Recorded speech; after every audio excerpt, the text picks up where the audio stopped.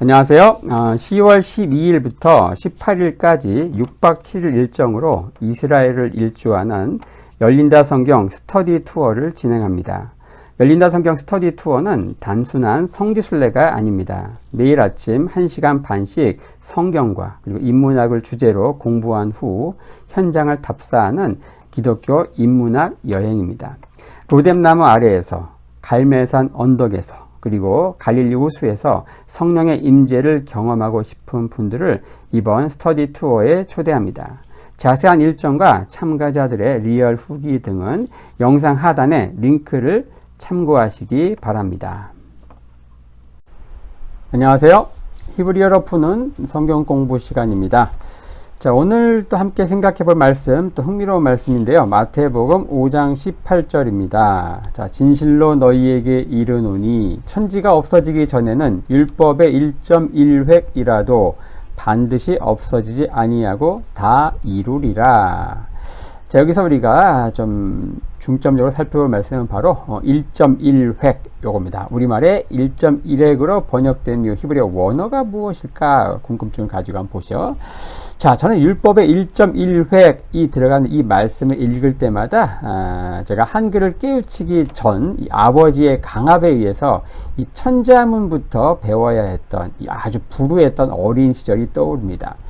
아버지는 제가 6살 때 집 앞에 있는 문방구 주인으로부터 이 천자문을 배우게 했습니다. 그 문방구 주인이 과거 서당의 유명한 훈장이었다는 이유에서였죠. 자, 그래서 저는 일찍부터 이 한글보다 이 한자에 더 끌렸고, 아마도 그것이 계기가 돼서 이 한의학을 전공하게 됐는지도 모르겠습니다. 그 훈장 선생님이 늘 강조했던 것이 있는데, 자, 그것은 이 한자는 이 점과 획이 중요하다는 것이었죠. 율법의 완전성을 강조하기 위해 예수님이 사용하신 율법의 1.1획이란 표현을 읽을 때마다 저는 남들은 이해하지 못할 쓴 웃음을 지으며 과거 이 훈장 선생님에게서 귀가 따갑게 들었던 이 훈계의 말씀이 떠오릅니다. 야, 이놈아, 이 한자는 점을 어디에 찍느냐, 그리고 획을 어떻게 그느냐에 따라 그 의미와 맛이 확 달라지는 거예요. 그렇게 아무데나 점을 찍고 획을 그으면 어떡한다냐, 이렇게 맨날 혼났죠. 예수님이 말씀하신 율법의 1.1획 역시 이 한자에서 말하는 그것과 같은 의미일까요? 자, 율법에 대한 예수님의 견해가 부정적이고 또 예수님이 율법을 불완전한 그 무엇으로 보신 것 같은 뉘앙스를 주는 말씀이 있죠. 그것은 바로 앞선 그 구절, 바로 마태복음 5장 17절 말씀의 번역이 풍기는 이 부정적인 뉘앙스 때문인데요. 거기에 보면은 율법을 폐하러 온 게 아니라 완전케 하러 왔다. 예수님 오신 목적이 율법을 완전케 하러 왔다. 이 말은 뭐 율법이 무슨 불완전한 무엇 또 이렇게 좀 폐하러 오지 않았다. 그러니까 완전히 그냥 폐차시킬 정도는 아니어도 좀 부분적으로 리콜은 해야 되는 좀 불완전한 자동차 뭐 그런 느낌을 줍니다. 하지만 이어지는, 당연히 이제 이 말씀 제가 한번 살펴봤는데 이 5장 17절 이 말씀 우리말 번역이 좀 이렇게 잘못 번역되어 있는, 그 율법이 뭔가 부정적인 것처럼 불완전한 것처럼 번역되어 있는 좀 이렇게 잘못된 번역입니다. 그건 이제 앞선 영상을 살펴보시면 될 것 같고요. 자, 오늘 18절입니다. 하지만 이어지는 말씀 18절은 율법에 대한 예수님의 경외심을 보여주고 있죠. 율법의 완전성을 전폭적으로 지지하는 일종의 선언문이라고 할 수 있습니다. 자, 예수님은 자신이 얼마나 율법의 완전성을 지지하고 있는가를 보이기 위해서 당시 랍비들이 즐겨 사용하던 이 과장법, 즉 라비닉 이그제저레이션, 랍비적 과장법을 두 군데에서 사용하고 있습니다. 바로 첫 번째는 천지가 없어지기 전에는, 그리고 두 번째 뭡니까? 율법의 1.1획 요겁니다. 자, 오늘은 이 유대적 배경에서 이 두 개의 표현이 갖는 의미를 살펴보려고 한다는 거죠. 자, 먼저 천지가 없어지기 전에는 요겁니다. 이 각 나라와 문화마다 이 자신의 생각을 강조하기 위한 과장법적 표현들이 있죠. 예를 들어서 이 아들이 마음에 안 드는 여자와 결혼하겠다고 하면은 우리나라 어머니들은 종종 이 수건을 이마에 두른 채 방구석에 들어 눕습니다. 그리고 이렇게 말할 거예요. 자, 내 눈에 흙이 들어가기 전에는 절대 그 여자를 며느리로 받아들일 수 없다. 자, 이런 표현은 재벌 2세 남자와 또 하류층 여자를 주인공으로 하는 이 신데렐라 이야기가 주류를 이루는 이 한국 드라마에서 자주 봐와서 우리에게 무척 익숙할 거예요.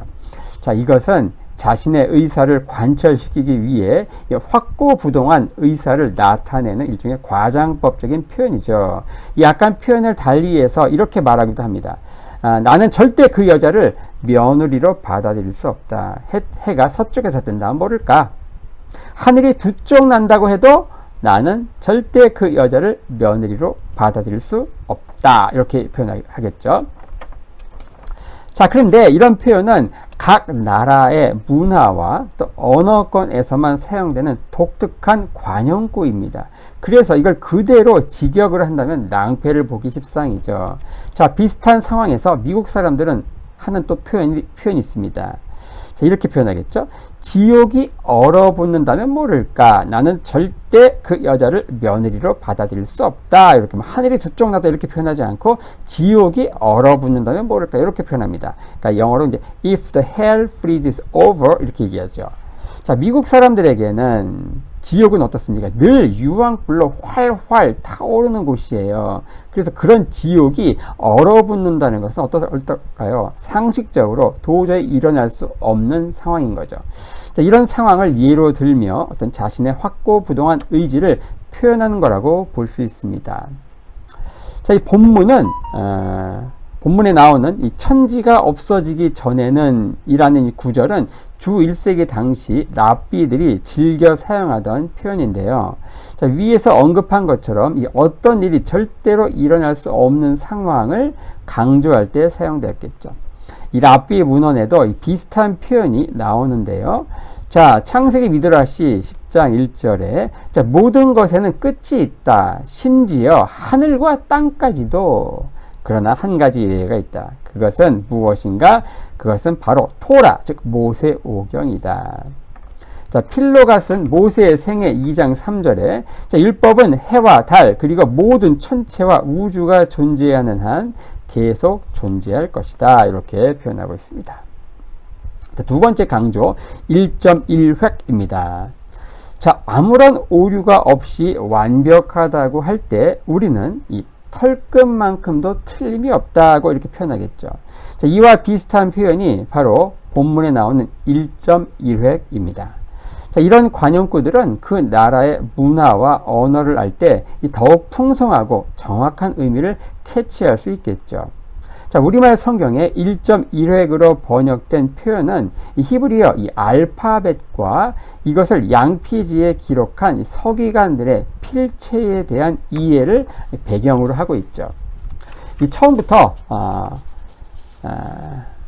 생소한 히브리어 얘기를 하면은 구독자들이 당황할 가능성이 높기 때문에 먼저 영어와 이 한자에서 1.1획과 가장 비슷한 경우를 예로 들면 좋을 것 같습니다. 왜 한글이 아니고 영어와 한자에서 예를 드는 걸까요? 자, 그것은 이 한글에는 이 점이 들어가는 철자가 없죠. 하지만 영어의 알파벳 중에 I, J에는 점이 들어가죠. I, 점이 들어가죠. J도 점이 들어갑니다. 자, 그러면 영어 단어나 문장을 쓸 때 이 I와 J 위에 점을 찍느냐 안 찍느냐가 문맥을 이해하는 데 있어서 치명적으로 중요할까요? 제 생각에는 실수로 혹시 점을 안 찍는다 해도 또는 엉뚱한 곳에 찍는다 해도 대충 짐작해서 읽을 수 있을 것 같습니다. 예를 들어서 우리가 아이패드를 써요. 아이패드. 근데 점을 안 찍어요. 그래가지고 이렇게 썼어요. 아이패드 이렇게. 그래도 대충 추해가지고 점이 빠졌구나 이렇게 알 수 있을 것 같아요. 자, 한자는 어떨까요? 한자는 이 알파벳이 따로 없죠. 하지만 점을 찍느냐 또 안 찍느냐, 그리고 점을 어디에 찍느냐에 따라서 뜻이 또 완전히 달라지는 좋은 예가 되겠죠. 예를 들어서 큰 대가 있습니다. 큰 대가 있는데 이 큰 대에다가 점을 여기다 찍으면요 어떻게 되면 개가 됩니다. 개견자가 되겠죠. 개견. 근데 큰 대에다가 이렇게 찍으면 클태가 됩니다. 점을 안 찍느냐, 점을 어디다 찍느냐, 여기다 찍느냐, 여기다 찍느냐에 따라서 완전 의미가 달라지겠죠. 한자 같은 경우 그렇다는 겁니다. 자, 1.1획을 설명하기 위해 영어와 한자의 예를 들었는데요. 자, 이것은 가장 비슷한 예는 될 수 있지만 정확한 예는 또 되지 못합니다. 이유인즉슨 이 히브리어 알파벳은요, 바로 이 점 자체가 하나의 구별된 철자를 이루기 때문이죠. 이게 히브리어만 그렇습니다. 자, 그러면 이쯤에서 이 점과 관련된 한글, 영어, 한자, 히브리어 이 알파벳의 미묘한 차이를 한번 정리하고 다음 단계로 넘어가죠. 먼저 한글에는 점이 들어가는 철자가 없다는 거죠. 자, 영어에는 이 점이 들어가는 알파벳이 있지만 실수로 그 점을 안 찍거나 다른 곳에 찍어도 문맥 이해에 큰 심각한 지장을 주지 않는다. 자, 한자는 어떻습니까? 한자는 알파벳이 없고 글자로만 이루어졌는데 이 점을 찍느냐 안 찍느냐, 그리고 그 점을 어디에 찍느냐에 따라서 의미가 확연히 달라진다는 겁니다. 히브리어는 어떻습니까? 점 자체가 독자적인 알파벳이고 그 점이 있느냐 없느냐에 따라서 문맥이 완전히 달라진다는 겁니다. 자, 1.1획에서 요 1점은요, 히브리어 22개 알파벳 가운데 요드를 가리킵니다. 요드. 이렇게 됐어요. 요거 점입니다. 요드. 이것을 1점으로 번역한 것은 요드의 글자 모양이 단순한 점과 비슷하기 때문이죠. 자, 그러면 1획은 뭘까요? 자, 1획을 가장 가까운 우리말로 표현한다면은 이 삐침이라고 할 수 있습니다. 삐침. 히브리어로는 이걸 코츠, 즉 가시라고 하죠. 코츠, 가시입니다. 가시. 자, 1획 역시 이 한자를 예로 들면 이해가 훨씬 쉬울 것 같은데요. 자, 우리가 어떤 붓글씨로 한자를 쓸 때 삐침을 통해서 글자에 장식을 넣으면 한자의 아름다움을 좀 극대화할 수 있습니다. 그리고 여기서 다양한 어떤 필체가 나오게 되죠. 예를 들어서 물수가 있습니다. 물수. 그냥 이렇게 물수를 이렇게 드라이하게 쓸 수 있지만 삐침을 넣을 수가 있겠죠. 삐침. 요게 바로 뭡니까? 우리말의 1획, 히브리어의 코츠, 가시로 번역된 겁니다. 또 나무목을 써요. 나무목. 이렇게 드라이하게 쓸 수 있지만 나무목 이렇게 쓸 수 있다는 거예요. 이렇게 삐침에 해당하는 거. 삐침. 자, 한자의 삐침처럼 예수님 당시에 이 성경을 양피지에 필사하던 서기관들도 이러한 삐침을 이용해서 두루마리 성경에 기록된 히브리어를 아름답게 장식했습니다. 자, 이러한 삐침은 주로 이 히브리어 알파벳 가운데 두 글자, 즉 요드와 라메드에 들어갑니다. 요드는 이렇게 씁니다. 라메드는 이렇게 씁니다. 이렇게. 근데 삐침에다가 이렇게, 요드에다 이렇게, 그 다음에 라메드도 이렇게 하는데 약간 이렇게 이제 삐침을 주는 거예요. 삐침. 자, 이렇게 이제 삐침을 줍니다. 자, 그래서 우리말 성경에 1.1획에 해당하는 히브리어는 로요드, 로코첼 요드, 요거죠. 예수님 당시는 물론 현대 히브리어에서도 사용되는 아주 유명한 관용구이기도 합니다. 하지만 요 1.1획의 이 기저에 깔린 히브리어의 배경을 모를 때 이 성경 번역가는 당혹감에 빠질 수밖에 없죠. 이 대표적인 영어 성경인 킹 제임스 버전과 NIV에서 요 1.1획을 어떻게 번역했는가를 살펴보면 이 번역의 어려움을 우리가 실감할 수 있습니다. 킹 제임스 버전은 1.1획을 not one jot or one tittle 이렇게 번역했고요.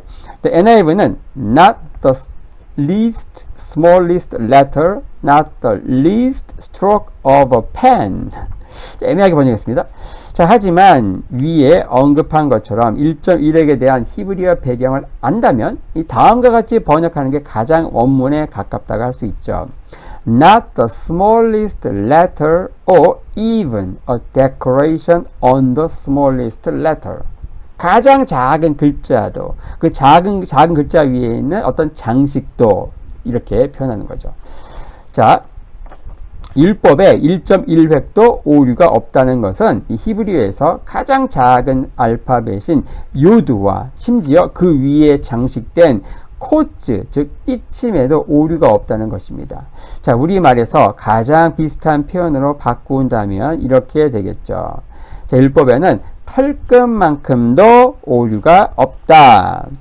자, 예수님이 사용하신 요드와 코츠의 독특한 표현은 랍비들의 성서 주석인 미드라시, 즉 탈무드죠. 에도 자주 등장합니다.